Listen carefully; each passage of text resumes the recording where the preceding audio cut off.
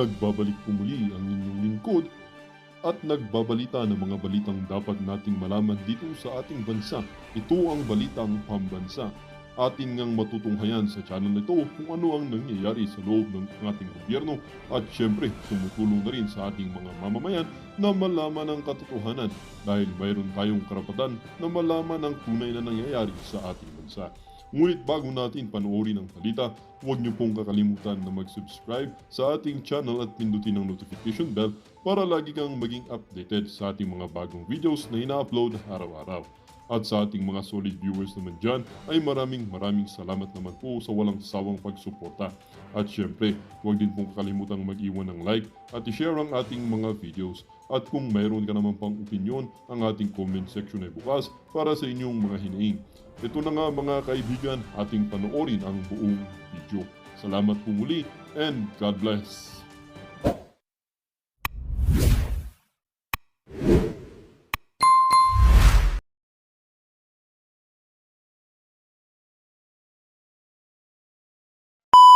Post po ako sa aking YouTube channel sa ating post at nagkaroon po ng like na 20,000 like dito ho sa kahilingan ni Pangulong Rodrigo Roa Duterte. At ba't napindot ko yung tawa. At ito nga po no, nakalagay dito, ipanalo nyo ang PDP senatorial candidates. Ito ang personal kong hiling sa inyo para sa aking mga aking mga anak ba itong nakalagay dito? Nakalimutan ko na kung anong nakalagay dito eh. Yan ha. Kaya alam nyo, yan na lang sana ang maibalik natin kay Pangulong Duterte na maipanalo ang mga senador o mga kanyang kandidato sa kanyang pagiging mga kandidato sa pagiging senator. Siyempre, meron po yung isa dyan na kung saan ay eto po, yan. Nangunguna po sa senatorial preferences 2025 election. Nangunguna po si Senator Bongo na nakakuha ng 71%. At nandito rin po si ba't parang hinihingan? Alam nyo guys, yung mic ko, pagpasensya nyo, tanggalin ko na ito. Baka kasi parang parang hinihingal daw ako. Di siguro baka sa hinga ko yan, sa laki ng bunganga ako, kaya ang lakas ng impact ng hangin. At dito pangalawa po si Bato de la Rosa na nakakuha ng 68%. At pangatlo po si Philip Salvador na nakakuha ng 63%. Rodante Marcoleta na merong 59%. At Apollo C. Kibuloy na merong 54%. At syempre nandiyan din si Attorney Vic Rodriguez na merong 51%. Uy, nakasama pa yung Inayupa. Erwin Tulpo na may 49%. Raul Lambino na may 49%. Jimmy Bondoc na may 45%. At ito idadagdag ko talaga din to kasi syempre 12 ang senator. So papasok ko lahat ng senator sa Duterte senatorial candidate, so 10 yun. Kaya nga tinawag na Duterte, 'di ba? So papasok natin yan. Siyempre ako, para sa akin si boboto ko yan, Ben Tulpo, yan nakapasok na meron na 45%, JB Hinlo na may 42%, at eto si Doc Marites Mata na merong 34%. Palakpakan.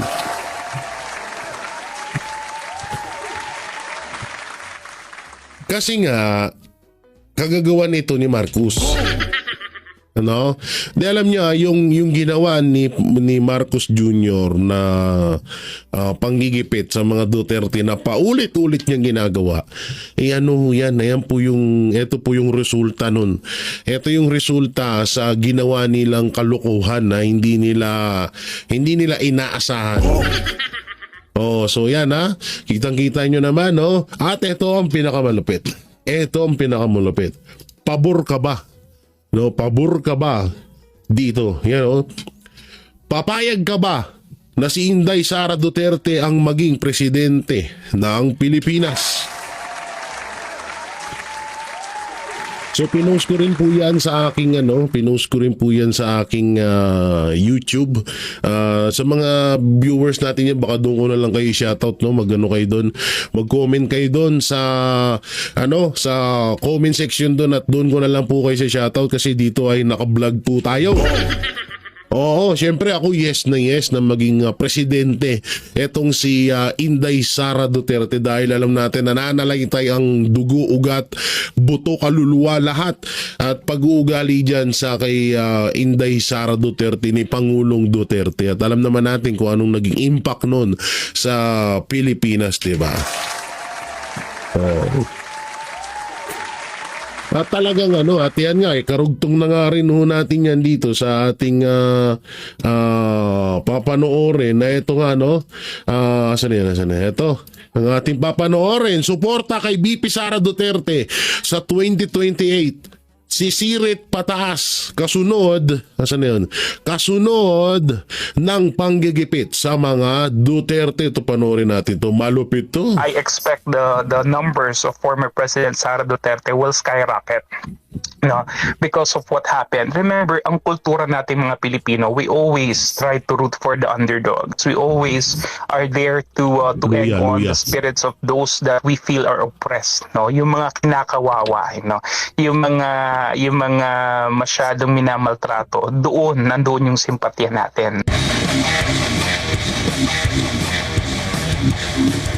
Na-establish na po ba sa publiko yung sinasabing panggigipit lamang ito sa pamilya Duterte dahil sa usaping eleksyon, kung pagbabatayan na rin yung paglabas ng taong bayan para magkaroon ng mass action sa iba't ibang bahagi ng Pilipinas at sa iba't ibang bahagi ng mundo? Well, ito nga hindi ko maintindihan. If this is a calculated risk that was carried out by the leadership of this current administration, then they should have thought twice, and many times over, that this will really have a backlash effect, especially on their chances of securing victory in the coming elections.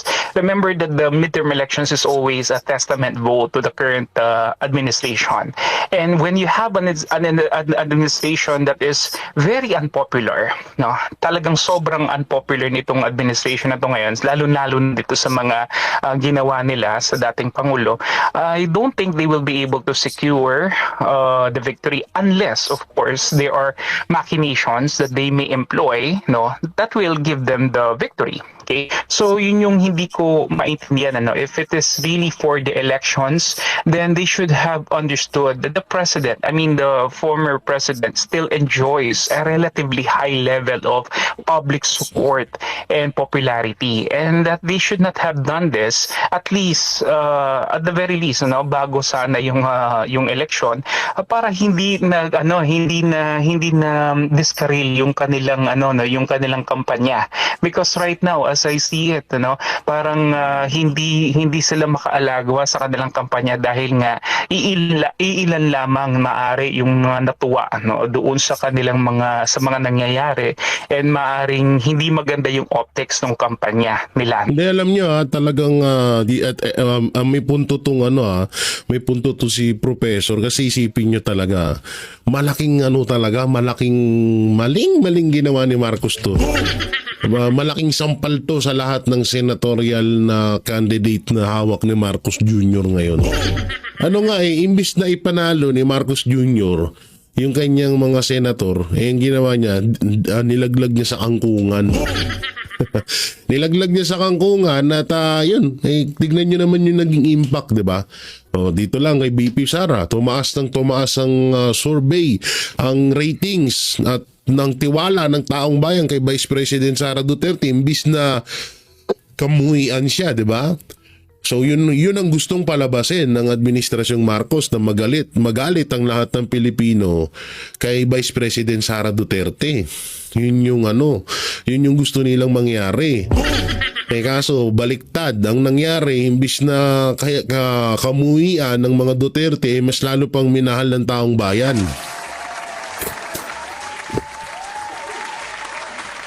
na hindi ano yun, na hindi inaasahan ni Marcos yun. Kasi nga gusto nila masira Duterte, mawala ng tiwala ang taong bayan sa mga Duterte, makamuhian ng mga senator na hawak ni Pangulong Duterte ngayon, diba? Wala tayong magagawa, tanga yung humahawak sa inyo. Kaya nga sabi ko nga sabi nga namin ni Boss Dada, kay Villar, tsaka kay Tito Soto, umalis na lang ho kayo dyan. Mananalo naman kayo kahit magsolo kayo hindi nyo na kailangan na pumanig or kumampi dyan sa bagoong Pilipinas na yan. Walang kakainat na yung karir nyo dyan, promise. Sabi ko nga sa inyo, panalong ngayon pa lang, pinanalo na agad ni Marcos Jr. ang laban. Panalo na agad ang Duterte. Panalo na agad ang Team Duterte sa usapang eleksyon ng senatorial candidate. No? Panalo na agad. Depende na lang pag merong nangyaring dayaan ha. Oo. Wag naman sana. Pero alalahanin nun natin diba kung kamakailan lang may nangyaring issue, may nangyaring isang attorney na tawag dito na alam niyo na natuklasan niya na kayang-kayang palang hakin ang site ng Comelec. Ewan ko, ano na kayang balita doon kay attorney? No, mukhang pinakulong nata, mukhang nagurgur na yun. So nadiskubrihan niya na may dayaan, kayang-kayang dayain, ito ganyan. So ayun na nga nangyari.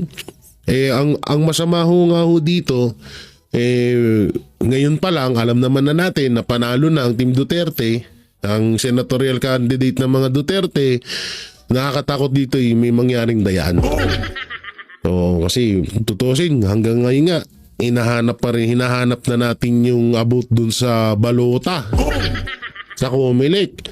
Naasan na yung 6 million na balota na yun? Naginastosan ng 150 million na nabasura lang. Diba? Asan na yun? Diba? So wala hanggang ngayon. Sabi nila, kesyo okay na daw. Wala naman silang pinapakita. Mahirap kasi maniwala na wala kang pinapakita. Diba? Oo, mahirap na. Baka mamaya ma-jonggu tayo, ma-jonggu.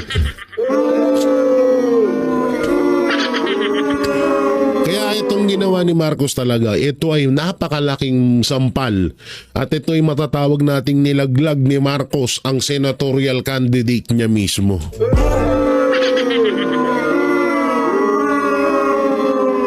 Hindi niya lang sana ito kasi hindi mo ba kung anong mga advice meron dito sa mga to. Siguro nga nagsisisi yung iba sana pala hindi na ako sumali dito. Lalo siguro si Pacquiao. Oo, sising-sisi, sabi ni Pacquiao. Sana pala ginampanan ko na yung pagiging kritiko ko kay Marcos. Naging mukhang balimbing patuloy ako. Oo, dati umuwi ako kay Marcos tapos ngayon pinagtatanggol ko na. Siguro sising-sisi si Manny Pacquiao sana pala hindi na ako gumanon Oo, hindi na sana ako ngayon tuloy nasasabihan ako ng balimbing. Mukhang malabo pa akong manalo ngayon. Tuloy natin. Kung sakali magkakaroon sila ng mga caucus o ng mga rallies, maybe this will not be well attended by the public. Ang kakaiba po nito, talagang pagkukusa ng taong bayan, yung magtipon-tipon sa iba't ibang lugar, iba't ibang klase ng aktibidad, may prayer vigil, may solidarity walk, meron pang motorcade. Hindi ito kagaya ng mga pagtitipon na organized ng maka-administrasyon na kailangan pang magkaroon ng ayudahan o pagbibigay ng tulong para matipon po yung mga tao, Prof. Tama po yun. I totally agree with that. And ito nga, nakikita natin dito yung spirit of volunteerism sa ating mga kababayan. And not only volunteerism, pero nandun yung wholehearted support. At nandun yung outpouring of love and admiration for what the President has done. And if you're going to look at it, from, let's say, if you're a foreigner, okay, and ito nga, may kinakaharap na ganitong mga kaso ang Pangulo, maliwanag maliwanag yung maliwanag yung impression na gusto nating pakita, that despite of all these allegations na may ginawang masama ang dating pangulo, pero talibas ito sa nakikita, sa nararamdaman at nararanasan natin ngayon, that nandoon yung pagbuhos ng pagmamahal para sa mga nagawa niya sa bayan. So I think it will definitely negate whatever the international media or even some of the local media is trying to project with regards to what the president has done. And ito nga yung mga pinoproject nila na mga mali na ginawa ng dating Pangulo. Taliwas ito sa nakikita natin ngayon, kasi kung may mali at marami siyang kamalian na nagawa ng kanyang administration, pero bakit ganon yung pagbibigay ng pagmamahal sa kanya ng taong bayan? So Ngayon na nga taong bayan na nga talaga mismo ang nagpatunay at pinakamalaking ebidensya na itong si Rodrigo Roa Duterte, si Pangulong Duterte, ay wala talagang ginawang masama sa Pilipinas. At kitang-kita naman sa mata, sa kilos, sa sinasabi ng taong bayan. Hindi na mismo kasi alam nyo, pag ang ibang tao na ang magpatunay na etong taong to mabait, etong taong to okay to, etong taong to mapagkakatiwalaan, maniwala ho kayo dun. Pero yung mismo sila na wala ng bukang bibig, kundi sila na lang mabait, sila na yung maayos, kalokohan ho yun, may halong kalokohan yun, ha.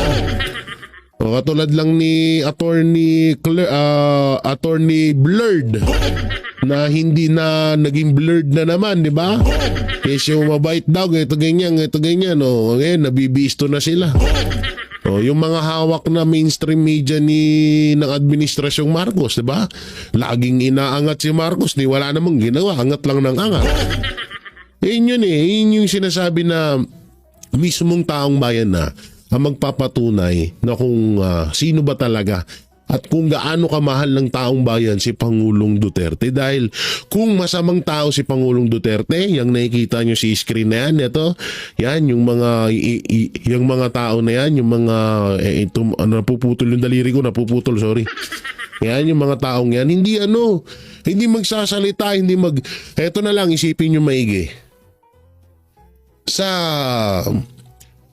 hirap ng buhay ngayon, maglalaan ka ng 1 oras, 2 oras, 3 oras, 1 araw para lang sa isang tao na alam mo namang walang kwenta. Hindi mo gagawin yun, syempre. Hindi mo gagawin yun, syempre. Sa hirap ng buhay, 1 araw mo, panghanap buhay mo, hindi mas okay pa, di ba? Pero dahil nga, itong si Pangulong Duterte ay naging maayos, naging ama ng buong bayan, naging ama ng buong Pilipinas. Kaya, excuse me, kaya makikita nyo yung mga tao na ganito sumuporta kay Pangulong Duterte, at hindi lang sa Pilipinas, kundi sa buong mundo. Biruin niya, sa totoo nga lang, may panibagong record na naman na binrake itong si Pangulong Duterte na the most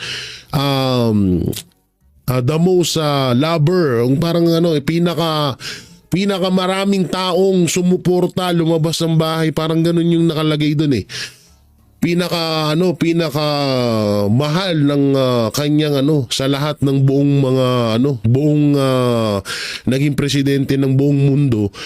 Kay Pangulong Duterte lang nila nakita itong buong Pilipinas talaga lumabas at nagsalita at sumuporta kay Pangulong Duterte. Ganun kamahal ng taong bayan itong si Pangulong Duterte. Inisipon ako. Ganun kamahal ng mga Pilipino si Pangulong Duterte. Kaya itong talagang nangyayari, wala na finish na. Talagang may nanalo na. Mukhang hindi hindi tutugma yung naratibo ng mga kalaban ng ating dating Pangulo doon sa nangyayari talaga doon sa ground. Opo, and maliban po sa possible na re-rest back yung mga supporter ni dating Pangulong Rodrigo Duterte sa nalalapit na eleksyon, ano pa po yung nakikita ninyo na posibleng backlash po dito po sa ginawa ng kasalukuyang pamumuno? Well, we're trying to also see, no, maaring magkaroon tayo ng mga patuloy pa na mga mass actions, and then maaring we don't know, no, we don't know how this will escalate, and what kind or level ng critical mass magkakaroon tayo. Pero that's actually one, ano. And secondly, siguro this will have to have a reflection in the 2028 elections, no. Nakita naman natin that and I hope that this will be seen in the forthcoming surveys, no, and how I expect the numbers of former President Sara Duterte will skyrocket, no, because of what happened. Remember, ang kultura natin mga Pilipino, we always try to root for the underdogs. We always are there to egg on the spirits of those that we feel are oppressed, no, yung mga kinakawawa, no, yung mga masyadong minamaltrato, nandoon yung simpatya natin, no. So I know that this thing that happened right now, itong oppressive move na ito na ginawa ng liderato ng ating pamahalaan, will definitely have some kind of traction, and mararamdaman natin ito, I believe, not only in these elections but more so in the 2028 elections. Opo, and maalala po natin sa naging pahayag po ni Senador Bato de la Rosa, kasi na-recall niya na nagkausap sila noon ni dating ni Bongbong Marcos Jr. at pinangako nito na hindi kailanman papayagan na makapasok or kikilalanin ang ICC kasi baka mangyari din sa kanya, no? Yun yung sinabi po ni Senador Ronald Bato de la Rosa. May posibilidad ba na mangyari din ito sa kay Marcos Jr.? Ay, oo, para sa akin talagang talagang may posibilidad. Yung sa totoo lang ito nga, 'di ba, may mga bago mag-away-away bago mabisto ni Vice President Sara Duterte itong kabulastugan ni Marcos Jr. at ni Romualdez. 'Di ba may mga bali-balita na etong si Marcos ay may kaso sa ibang bansa, 'di ba? Saka yung kanyang nanay, no? So parang nangyayari dito ay parang yung nangyayari kay Pangulong Duterte ngayon ay dapat talaga si Marcos talaga dapat yung andun, no, dahil parang ang nangyari dito parang palit ulo. So para sa akin, alam nyo, sa nangyari ngayon kasi ang pinuputok nila kay Pangulong Duterte sa AJK lang naman pero tingnan nyo kay Marcos Jr., ang dami pangbabastos sa mga kapulisan, paggamit sa mga kapulisan para ipatupad ang maling gawain, pag-corrupt sa mapatungkol sa BICAM report, corrupt patungkol sa flood control, corrupt patungkol sa PhilHealth, SSS, GSIS, sa lahat-lahat. Yung Alitagtag Batangas drug hall, wala na rin. Mga naubos na kakasinghot. So maraming pwedeng ikaso kay Marcos Jr. na pwedeng imbestigahan ng ICC. Kaya nga kung pagkukumparahin nyo lang kaso ni Marcos versus kaso kay Pangulong Duterte, no? Mas dahamak na mas yung kay Marcos, mas brutal. No, kasi once na magnakaw ka sa kaban ng bayan, para mo nang pinatay ang buong Pilipinas, tandaan niyo yan. At once na magbigay ka o ipagkalulu mo ang kababayan mo sa ibang bansa, sa ibang lahi, puta na, isa rin yan sa pinakamalaking kaso sa kasaysayan ng Pilipinas. Katulad lang yan ng pagbigay ni Marcos Jr. kay Pangulong Duterte sa Netherlands, sa Interpol, sa ICC. Para mo na rin binenta ang Pilipinas niyan.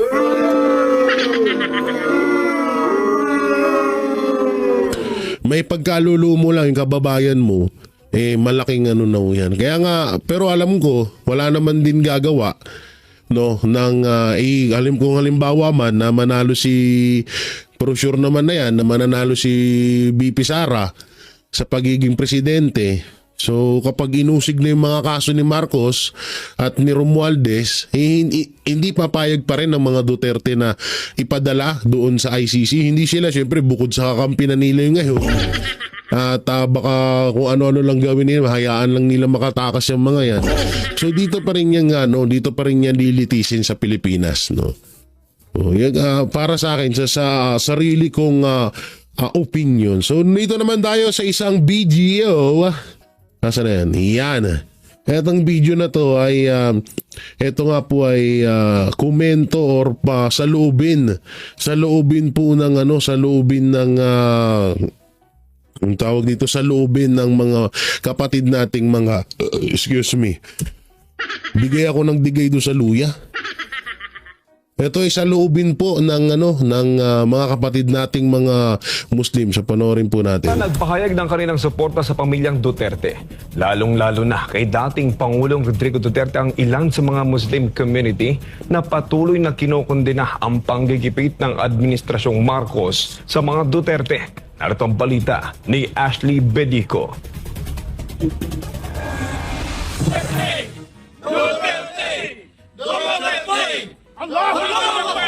Nagkaisa ang mga miyembro ng Muslim community mula sa iba't ibang bahagi ng Mindanao sa pangunguna ni former Maranao Deputy Mayor Randy Usman upang magbigay ng suporta sa pamilyang Duterte at sa pagbabantay sa kanilang mga pamamahay. Nandito lahat yung mga volunteers para sa mga Duterte family. Ang ibig sabihin nito, full support ang mga Moro dito sa mga Duterte dahil nakita namin na mayroon mga oras na sabi nila na anytime papasokin nila yung mga bahay ng mga Duterte. Ayaw namin na yung mangyari. Dagdag ni Usman na mula sa 11 tribo ang kanilang mga voluntaryo, na ang iba ay galing pa sa 40 munisipyo sa Lanao del Sur at 22 munisipyo ng Lanao del Norte. Pagdidiin nito na wala silang sweldong natatanggap at ang suportang kanilang ipinapakita ay bilang pasasalamat nila sa magandang pamamahala ni dating Pangulong Duterte sa Davao City at sa Pilipinas. Paliwanag rin ito na nais rin nilang ipaabot sa pamilyang Duterte ang kanilang pagsuporta sa kalagitnaan ng political oppression na kinakaharap ng pamilya. Tatay Digong ng imong mga parinte nga mga Moro nga wala sila muundang o pag-atiman sa kining mga residents nito diri sa Davao City. Ayaw ka kabalaka kay naami diri. Ayaw na nimo noon kay kami ang bahala na diri sa imong dakbayan sa Davao nga kami ang mag-protect sa ilang mga panimalay sa inyong mga anak nga na diri sa Davao nga naay mga remorse nga sudlo nila ay mong balay. Hininok naman ni Usman si Pangulong Bongbong Marcos at ang Korte Suprema na agarang ibalik si dating Pangulong Rodrigo Roa Duterte sa Pilipinas at maging patas sa pagpapatupad ng batas. Moto nga ang among hangyo sa presidente nga Bongbong na dapat ibalik nila ang among tatay Digong. Mora mo ang hangyo sa iha. Unya kining mga sa Supreme Court, hangyo po na mo sa ilang nga i-peer nila ang ilang desisyon. Ilang araw matapos isuko ng pamahalaang Marcos sa International Criminal Court ang dating Pangulong Duterte ay hindi nga mapigilan ng mga taga-suporta nito, lalo na ng mga Davaoenyo na ikinukonsidera si Duterte bilang ama ng kanilang syudad na magpahayag ng galit at pagkadismaya. Samantala, patuloy naman nilang pinanawagan na oras na para magkaisa at huwag huminto hanggang hindi nakakabalik si Pangulong Duterte sa bansa. Ako, nanawagan ako sa lahat ng maging Christian, Muslim, Maranao, lahat ng relihiyon na please ipagpatuloy natin yung prayers natin kay Tatay Digong. Huwag tayong tumigil na manalangin na makuha din natin yung dream natin na makauli si Tatay sa Pilipinas. Ipinapakita rin umano nila na ang pagpapahayag ng saloobin at pagprotesta laban sa katiwalian ay hindi kataksilan sa bayan at marahil ang tunay na mapayapang revolusyon ay nasa paparating na eleksyon. Para sa Diyos at Grabe, no? Kakaiba talaga si, si Pangulong Duterte. Alam niyo bakit? Mapagkaisa mo ang lahat ng relihiyon sa Pilipinas, hindi ho biro yun. Biruin mo, ang nagkakaisa ngayon, Muslim, Iglesia, KOJC, Katoliko. Biruin mo, yan yung mga talagang kilalang mga relihiyon na matagal nang noon ay talagang nagdedebate pa yan para kung sino ba talaga yung totoo, di ba? Pero tignan mo ngayon, no? Ultimo mga Muslim. At yun pa, hindi rin naman din papayag ang mga kapatid nating Muslim na basta-basta na lang ganyanin etong si Pangulong Duterte. Alalahanin nyo, kauna-unahang presidente na naging presidente na galing Mindanao, si Pangulong Duterte. Kaya talagang kung kakabahan ka na, kung kakabahan na si Marcos, kabahan ka ng punyita ka. Pinulita no? Sorry na. Pirin mo, daming tao na yan. Grabe. Tapos kasi hindi ko pa nasisend, may nakita akong picture dito sa cellphone. May nagpasa kasi sa akin. Nakakabuisit, na nakakagigil. Biruin nyo ba naman, oh? Etong pag-aresto kay Pangulong Duterte. Anak ng teteng, tingnan nyo, niligyan nila ng tingnan mo yung nakalagay, oh. Oh, yan. Tutok ko na lang ha, basahin nyo. Oh, yan ha. Oh. Babasahin natin. Ang nakalagay, ICC FL4. Ano to? An arrest warrant against Mr. Duterte for the crimes. May S kaya the crimes. The crimes against humanity of murder, torture, and rape. Butang ina. Kailan nang... Akalain mo nagkaroon ng kaso ng rape si Pangulong Duterte? Anong klaseng kagaguhan nyo na naman yan? Puta na pati ba? Di alam nyo hindi talaga nila tatanggalin yung mga rape case na yan, yung mga panggagahasa. Kasi nga, alam mo naman, pasimpatya at isa yan sa pinaka mga mabigat na kaso, no, sa isang tao. Pero ako puta ng grabe ka fake news to. May rape, anak ng teteng. Ay, sa daming nagkakagusto sa kay Pangulong Duterte noon, rape. Daming chicks noon. O sinasabi nga yan, dami siyang girlfriend, diba? Sabi ni Pangulo. Tapos magre-rape pa siya, gago ka ba? Gago. Bobo no? Type na warrant to. Ito kasi may parang ito yung warrant kay kay Pangulong Duterte. Nilagyan doon rape. Anong klaseng rape? Dami na jowa niya, sabi niya nga, 'di ba? Ilan jowa mo, sir? Sabi ni Bes Ganda. Ang tanong niya kay Pierre Design niya, 4. Tapos magre-rape pa to, mga pa-fake news niyo talaga. No? At mapunta na tayo doon sa sinasabi kong sino nga ba ang traidor sa grupo ng mga Duterte at ito ay nabulgar na. Nanda ka na ba? O kumapit ka dyan. O yung postiso mo, baka nakanganga ka pa, baka malaglag yan ha. Ako pa masisi mo, yung dipunggol. O yung kapitbahay mo chismosa, natawag mo na ba? O nakapagsaing ka na ba? Luto naman ng ulam, nakasikaso mo na yung anak mo. Baka hindi pa kasi ito kasi parang siyempre pag mga ganitong topic agad sa tenga ng mga marites to. Baka hindi ka pa baka may gagawin ka ba? Pwede naman ako mag-adjust sa'yo, kapal ng mukha mo. Joke lang. Pinapatawa ko lang kayo. So mapatungkol sa traidor. Sabi nilang traidor at may mga vlogger, may chismis, yung hari ng chismis na si Sian Gasa, At yung ibang mga vlogger din ng mga tanso, pinapalabas ho nila na may traitor ho daw sa anay ng mga Duterte. Excuse.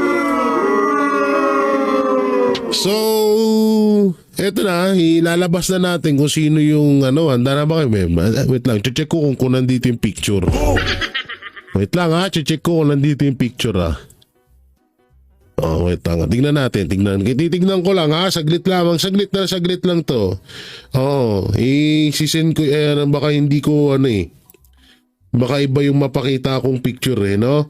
So, isisend ko sa inyo yung picture ng ng totoong hudas, no?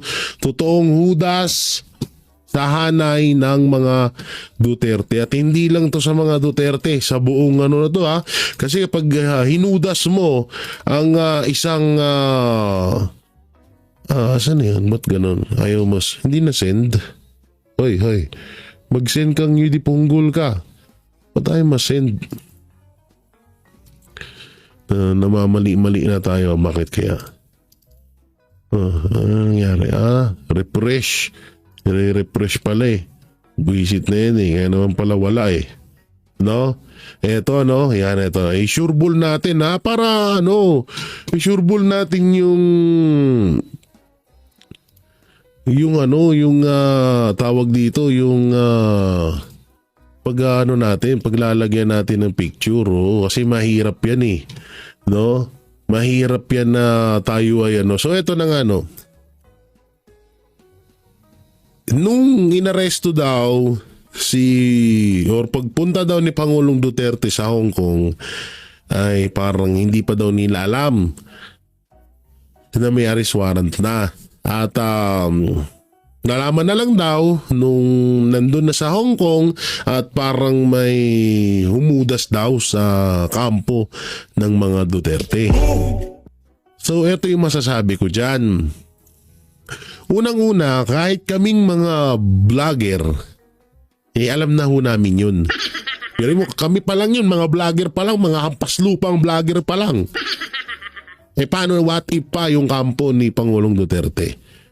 Nandito pa lang sa Pilipinas, alam na nila na may warrant na ang ICC, ang Interpol kay Pangulong Duterte. Pero pumunta pa rin si Pangulong Duterte sa Hong Kong at hindi niya pinansin yung warrant na yun. Napindot ko lang yun So ganon, at narinig naman din natin na sinabi ni Pangulong Duterte na may warrant ako at aarestuhin ako ng Interpol or ng ICC. Hindi ho totoo na hindi po alam ng mga Duterte na pagpunta nila ng Hong Kong tsaka lang nila nalaman. Hindi ho nila alam. Yun ang pagkakaalam ko Ang alam na nila agad na may warrant na talaga. Matagal nang umugong kasi din talaga to. Ang hindi lang alam ni Pangulong Duterte na kayang-kayang ibigay siya ni Marcos Jr. o kayang-kayang ipagkalulo ni Marcos Jr. ang isang Pilipino sa ibang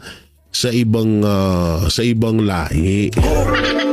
Yun yung hindi alam ni Yun yung hindi inaasahan ni Pangulong Duterte. Kasi nga, siyempre, iisipin mo pa rin kahit papano, may utang na loob ko sa mga Duterte. Pinalibing ang tatay mo. Pinanalo ka bilang presidente. Diba? So, yung mga utang na loob na yon, mananalay tayo yun habang buhay, hanggat patay ka na, sana nga, mamatay na siya. Sorry, sino ba yon? Sorry. Joke lang. No? Yung utang na loob, habang buhay yan Hanggat kamatayan, madadala mo talaga yung utang na loob na yan. So ngayon, eto na nga. Sino ba ang hudas sa hanay ng mga Duterte? Sino ba? Ito, hindi ito nilabas ng ibang mga Banateros brothers, especially to Banat Bay. Pero kahit mapagalitan na siguro ako ni Banat Bay, kailangan ko tong ilabas para maging para malaman nyo rin kung sino ba talaga yung Judas. Kasi may mga iilan na hindi nakakapansin na itong taong to ay isa sa pinakamalaking Judas sa buong Pilipinas. Eto na siya. Huwag na natin patagalin. Nasaan na yung picture? Eto ang Judas. Uy, asan na? Bakit wala? Wait lang ha. Okay naman. Okay, ito yung Judas. Uy, ba't tayo mong pindot? Bakit ayaw mapindot? O, yun yung mapindot guys. Utang inang yan. Baka dito. O, baka dyan. Eto ang Judas. Ayaw niya talaga. Ba't ganun ayaw niya? Wait lang ha. Ayaw talaga oh. Naglag na naman. Naglag na naman. Lumalabas na may mga picture. Kailangan ba yung screenshot? Ayop na yan. Kailangan pala yung screenshot nga naman daw. Di screenshot natin kung yun ang gusto niya. Total, kagustuhan niya. Yan. I-screenshot natin. Tapos tsaka natin ipasa. Ano ba naman to? Arte-arte naman itong OBS na to. Kung hindi lang maganda yung camera mo, kung hindi lang maganda yung hindi kita pag-aaksaya ng panahon buwisit na to. Dito. Ayop na yan, napatagal patuloy yung ko. Napatagal patuloy yung reaction ko dahil dito sa punyetang picture na to. Asan yan? Ito mo na, wala na naman. Ito ang tunay na Judas. Wala na. Hindi na natin ipagkakaila na ito ang tunay na Judas. Yan Ito lalakyan ko pa yung picture at yung tunay na Judas ng Pilipinas. Wait lang, paggalaw natin. Galawin lang natin lakihan natin dito. Yan yan kitang-kita nyo. Nandiyan pa yung ama niya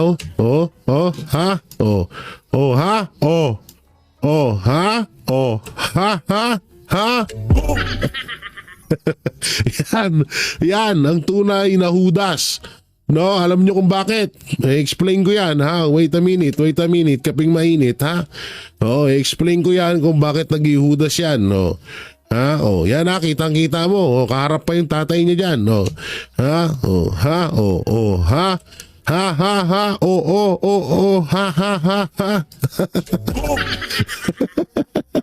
Bitan. Yan. Yan ang tunay na Judas ng Pilipinas. Walang Judas sa hanay ng mga Duterte. Merong Judas sa gobyerno at eto siya. Yan siya Ayan siya. Atutang yan muntik na tamaan. Yan ang tunay na Judas ng Pilipinas. Alam niyo kung bakit? Kapag ikaw bilang pinuno ng bansa, makipagsanib puwersa ka, hindi sanib puwersa pala, ibigay mo ang isang Pilipino sa ibang lahi, maituturing ka ng Judas mo. Yung ginawa niya kay Pangulong Duterte, isa ng napakalaking kahudasan na gawain yun. Isang malaking kahudasan na huyong. Kaya kung ako sa inyo, ang totoong Judas, eto po, yung tao na yan. Partida, nandiyan pa siya sa libingan ng tatay niya. Na kung saan ay si Pangulong Duterte yung nagpalibing. Walang ibang Judas kundi sila. At meron pa yan, yung pinsan niya, yung ate niya, yung asawa niya, yung anak niya, yung lahat sila, mga putang ina nila. Lahat sila mga Judas. Yun ang Judas. Yan ang totoong Judas. Kaya wag na ho tayo tama na yan.